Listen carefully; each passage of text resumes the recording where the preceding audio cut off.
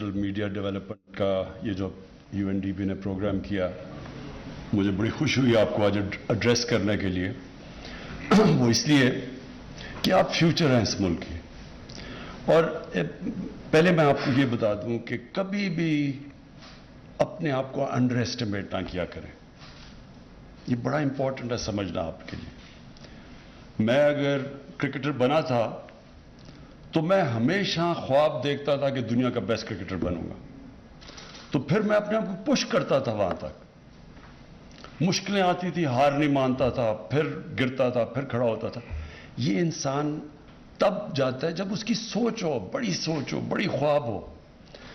तो जब इंसान समझ जाता है कि वो अल्लाह ने उसको अशरफुल मखलूकात बनाया, सबसे अजीम मखलूक, फरिश्तों को कहा इंसान के सामने झुको, उसको अपना पोटेंशियल जब पता चलता है, जो फिर बड़ी सोच देखता है, वही बड़ा इंसान बनता है। आप तालीम ज़्यादा से ज़्यादा कर लें, आप पैसे वाले घर में पैदा हो जाएं, आपको सब सहूलतें भी मिल जाएं, बड़ा इंसान नहीं बनता। बड़ा इंसान बड़ी ख्वाब देखता है और फिर उसके लिए पूरी तरह मेहनत करता है। फिर उसके लिए जब वो बुरा वक्त आता है सीखता है, फिर खड़ा होता है, हार नहीं मानता। तो इस तरह एक ह्यूमन पोटेंशियल ऊपर आता है। तो मैं आपको इसलिए कह रहा हूं कि ये फ्यूचर डिजिटल है दुनिया का। जो दुनिया जिस तरफ जा रही है वो जा ही इस तरफ रही है। ये जो इतने मल्टी बिलियनर्स बने हैं, 25-26 साल की उम्र के अंदर इन्होंने नया आइडियाज लेके आए और कहां से कहां पहुंच गए। कभी दुनिया की तारीख में इस तरह लोग ऊपर नहीं आए जिस तरह अब यूथ के लिए जो आज चांस है, नया आइडिया है, वो सेल करता है। और ये जो अब नई साइंस टेक्नोलॉजी आ चुकी है, इंफॉर्मेशन टेक्नोलॉजी, ये बड़ी अपॉर्चुनिटी, कभी भी यूथ को ऐसी अपॉर्चुनिटी नहीं थी जो आज है।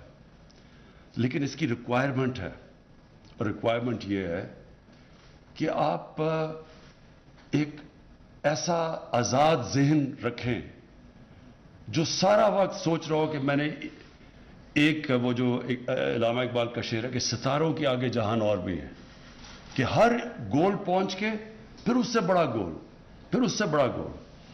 तो मेरे से ज्यादा टैलेंटेड खिलाड़ी होते थे, लेकिन मैं उनसे आगे इसलिए पहुंचा कि मैं अपने लिए गोल सेट करता था कि मैं ये पाकिस्तान का सबसे ऑलराउंडर बनना चाहता हूं, बेहतर। फिर जब वहां पहुंचता था, फिर दुनिया का बनना चाहता हूं, फिर मैं पाकिस्तान का कैप्टन, पाकिस्तान को ऊपर ले जा। तो हमेशा अपने गोल्स ऊपर लेके जाते रहते हैं। एम्बिशन रुकती नहीं है कभी, क्योंकि ह्यूमन पोटेंशियल जो अल्लाह ने हमें, जब फरिश्तों को कहा कि इंसान के सामने झुको, तो और जब शैतान नहीं झुका तो अल्लाह ने कहा तुम्हें नहीं पता मैंने इसे क्या कितनी सलाहियतें दी हैं।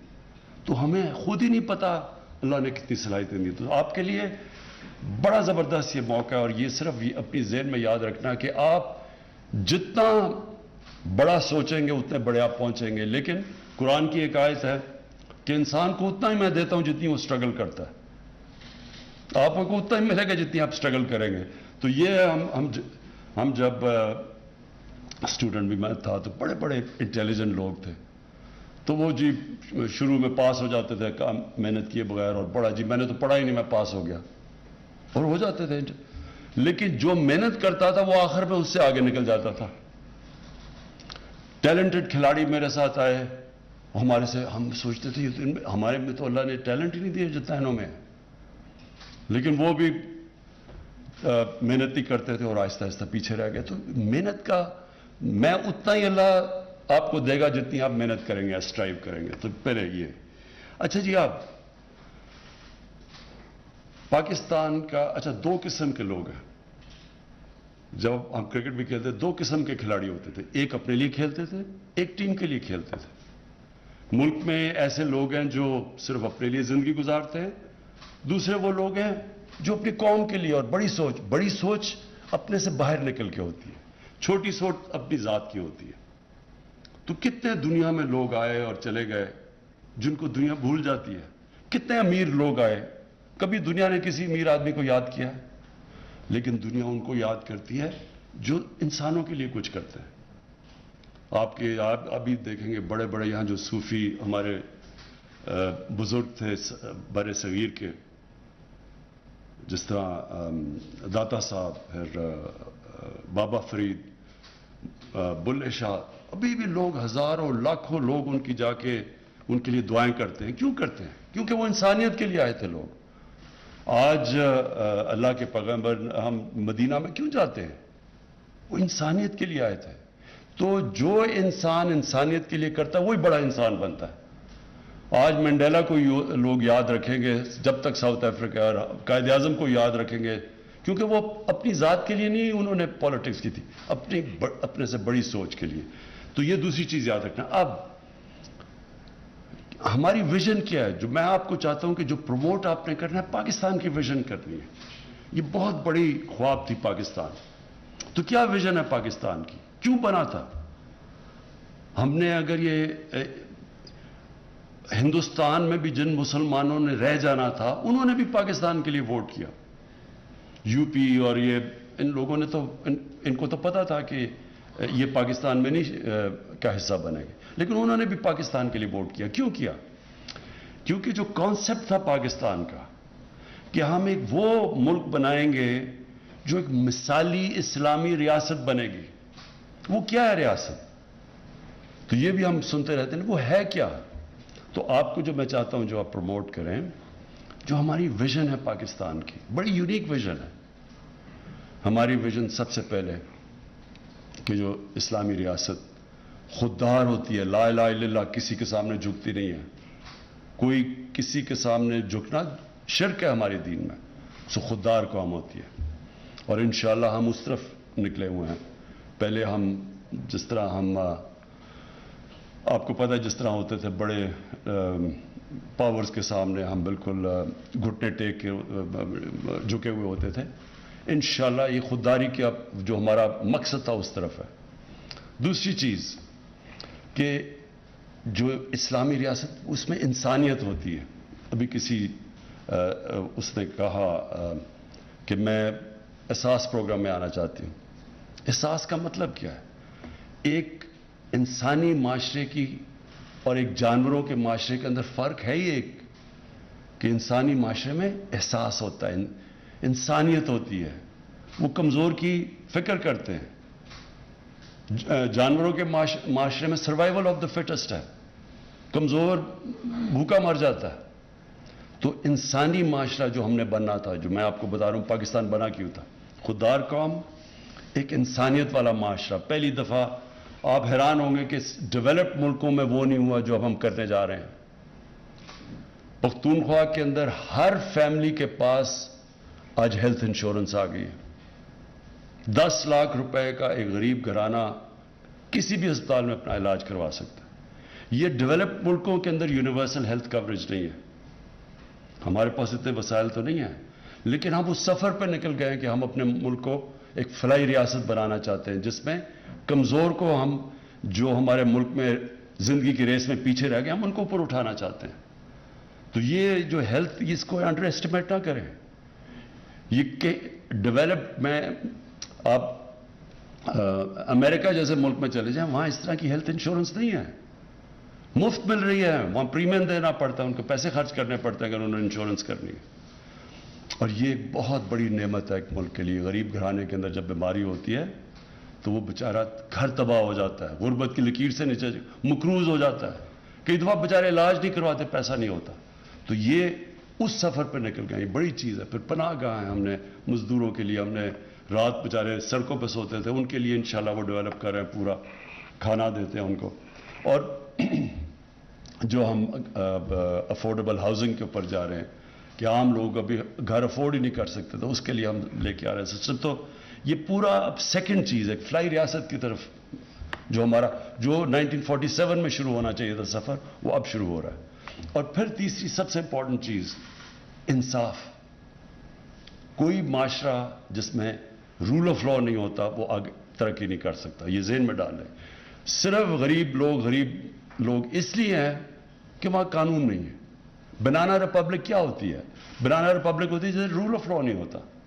تو پاکستان کا سفر اس طرف ہے، شروع ہو گیا.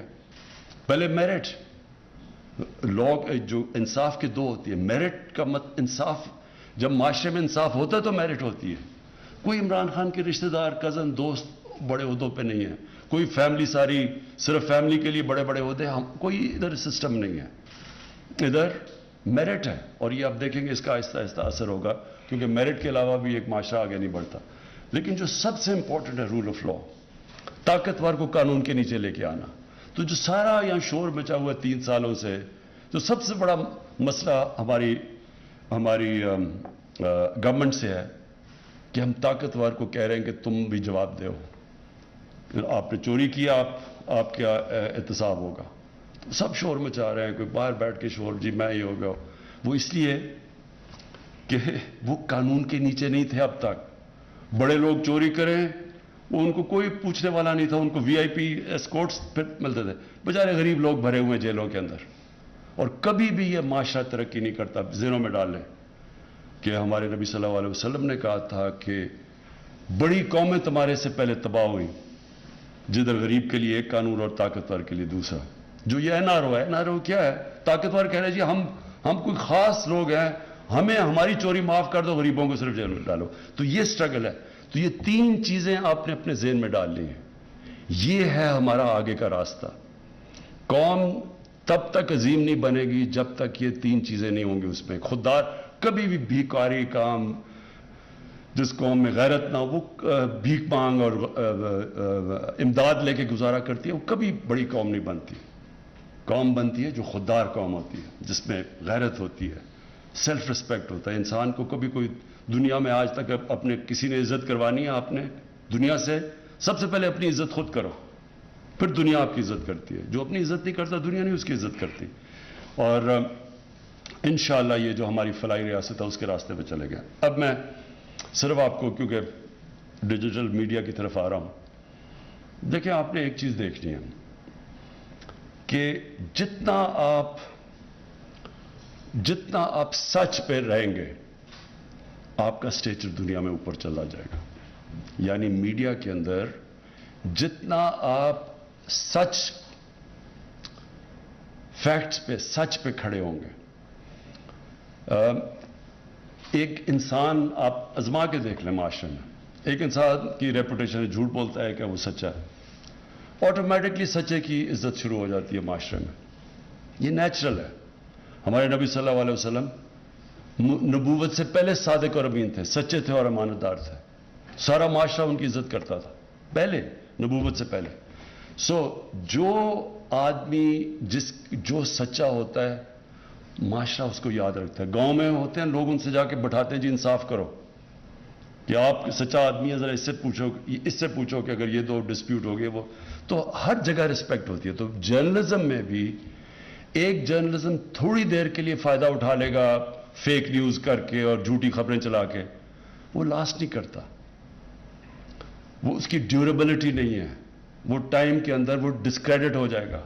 اور سب سے بڑی جرنلزم کے اندر جو اسٹرینگتھ ہوتی ہے آپ کی کریڈیبلٹی ہوتی ہے. اور ہماری گورنمنٹ, میں یہ چاہوں گا کہ آپ ہمیشہ سچ لکھیں, تنقید کریں تو سچی تنقید کریں. کیونکہ جو گورنمنٹ, اگر ہماری گورنمنٹ کرپشن نہیں کر رہی اور اگر ہماری گورنمنٹ قانون نہیں توڑ رہی ملک کے, تو ہمیں کوئی فرق نہیں پڑتا آزاد عدلیہ سے. نہ عدلیہ سے فرق پڑتا ہے, نہ آزاد صحافیوں سے فرق پڑتا ہے. فرق ان کو پڑتا ہے جو کہ چوری کر رہے ہوں تو ان کو کنٹرول کرنا چاہتے ہیں جوڈیشری. ڈکٹیٹرز قانون توڑ رہے ہوں تو وہ کنٹرول کرتے ہیں میڈیا اور جوڈیشری. لیکن آپ کو یہ وہ گورنمنٹ ہے 3 سال میں چیلنج کرتا ہوں, پاکستان کی تاریخ میں کوئی گورنمنٹ نہیں آئی جس نے میڈیا کو بالکل چھوڑا ہوا کھولا. آپ ذرا دیکھیں کہ آپ صرف یہ اٹھا کے دیکھ لیں, آپ کے لیے بڑا آسان ہوگا کہ 3 سال کے اندر کتنی پرو خبریں نکلی ہیں ہماری اور کتنی اینٹی, کتنے پرو پروگرام ہوئے اور کتنے اینٹی. میں گارنٹی آپ کو کرتا ہوں کہ 70% ہمارے اگینسٹ پروگرام گئے. میں گارنٹی کرتا ہوں کہ جو نیوز آئٹمز جن کی اینگلنگ ہے میجر اخباروں میں دیکھو 70% ہمارے خلاف ہے. کبھی کسی پرائم منسٹر کے اوپر اس طرح کی چیزیں نہیں کسی دنیا میں, کیونکہ میں جو اصل ڈیموکریسی میں 20-30 سال میں نے وہ بھی دیکھی ہوئی ہیں, باہر کی ڈیموکریسیز, انگلینڈ دیکھی ہوئی ہے جو مدر آف پارلیمنٹری ڈیموکریسی جسے کہتے ہیں. کبھی اس طرح کا سلانڈر منسٹرز اور پرائم منسٹر کے اوپر نہیں ہو جو یہاں ہوا. ایک ہمارا آزاد کشمیر کے پرائم منسٹر الیکٹ ہوئے, 3 میجر اخباروں نے فرنٹ پیج پہ لکھا کہ جی یہ وہ ذائچہ نکال کے اور یہ کوئی پتہ نہیں جادو کی وجہ سے وہ کر کے تو اس کو پرائم منسٹر بنا دیا. آپ سوچیں کہ اس سے بڑا سلانڈر کیا ہو سکتا ہے کہ ایک ملک کے پرائم منسٹر کو کہہ رہے ہیں کہ اس نے آزاد کشمیر کے پرائم منسٹر کو اس لیے نہیں نامنیٹ کیا کوئی ذائچہ نکال کے اور اس کا پتہ نہیں کوئی جادو یا پتہ نہیں اس طرح کوئی بات. فرنٹ پیج کے اوپر میجر اخبار لکھ رہے ہیں. یہی انگلینڈ میں لکھتے ہیں تو میں آپ کو گارنٹی کرتا ہوں کہ کم از کم ملینز آف ڈالرز کے مجھے ڈیمیجز ملنے تھے جو میں نے اپنی چیریٹی کو بھیجنے تھے. شوکت خانم کو بڑا فائدہ ہونا تھا اس سے. تو یہاں جس طرح کا ہم نے میڈیا کو آزاد چھوڑا ہوا ہے, میں پاکستان کی تاریخ میں, کیونکہ میں تقریباً پاکستان کے ساتھ ہی بڑا ہوں, کبھی اس طرح کی میڈیا فریڈم نہیں تھی کیونکہ ہمیں فکر نہیں ہے. لیکن ہمیں مسئلہ فیک نیوز سے ہے, ہمیں مسئلہ پروپیگنڈا سے ہے. اب یہ پروپیگنڈا سوچیں باہر کے لوگ پڑھ رہے ہوں تو وہ کیا سمجھیں گے پاکستان کا کہ ملک کے پرائم منسٹر نے جی ذائچہ نکال کے اور وہ اس کو کیا, اور اس کے اوپر وہ 30 سال سے گراس روٹ پولیٹیشین ہے آزاد کشمیر کا, اس کے لیے کتنی بڑی توہین ہے کہ جی وہ ذائچہ نکال کے وہ الیکٹ ہو گیا. سو یہ بڑی ایک ملک کے لیے ڈیگریڈنگ چیز ہے. لیکن تو میں کہنے کا آپ کو کہ آپ نے کیا کرنا ہے, جو کہ سچ کو پروموٹ کرنا ہے, ویژن کو ملک کی پروموٹ کرنا ہے. کوئی ہم نہیں چاہتے, یہ جو فواد چودھری نے بالکل ٹھیک بات کی, پہلے یہ سارا اسٹیٹ میڈیا اس کو پروپیگنڈا کے لیے استعمال کیا جاتا تھا. لوگوں کے اربوں یہاں سے چوری کر کے پیسہ باہر لے گئے تو ان کا سارا مقصد یہ ہوتا تھا, رشوت دیتے تھے میڈیا کو کسی طرح ان کی چوری چھپ جائے, اور پھر رشوت دیتے تھے عدلیہ کے اندر بھی لوگوں کو تاکہ ان کے کیسز نہ سنے جائیں, اور پھر کنٹرول کرتے تھے ان کو کیونکہ ان کو چھپانے کے لیے بہت کچھ تھا. تو آپ سے ہماری ملک کی آپ نے ویژن پروموٹ کرنی ہے اور بتانا ہے کہ اصل میں یہ ملک کا مقصد کیا تھا بنانے کا اور ہم کدھر جا رہے ہیں. اور یہ اپنے ذہن میں ڈال لیں کہ آپ کی کریڈیبلٹی ڈپینڈ کرتی ہے جتنا آپ محنت کر کے ریسرچ کر کے اپنی جو میڈیا کے اندر اپنی ویوز دیں گے, اتنا ہی آپ کی کریڈیبلٹی اوپر جائے گی, اتنی آپ کی ویلیو اوپر جائے گی. اور فائنلی جو میں نے آپ کو بات کہنی تھی کہ یہ بڑی پھر سے اپرچونٹی ہے کہ آپ کے لیے انوویشن, سوچیں, نئے آئیڈیاز لے کے آئیں. کبھی اپنے مائنڈ کو بند نہ کریں, ذہن کو سارا وقت نئے آئیڈیاز کا سوچیں, کیونکہ یوتھ کے لیے کبھی ایسی اپرچونٹیز نہیں تھیں, کبھی بھی ہیومن ہسٹری میں اس طرح کی اپرچونٹی نہیں تھی کہ 25 سال کے لڑکے وہاں بیٹھ کے اربوں پتی بن گئے اور انہوں نے اپنی پوری بزنس شروع کر دیے. کبھی ایسے نہیں ہوا تھا, لوگوں کو بڑے لمبے پروسیس سے گزرنا پڑتا تھا. تو یہ بڑی زبردست اپرچونٹی, اور انشاءاللہ ہماری گورنمنٹ آپ کو پوری طرح فیسیلیٹیٹ کرے.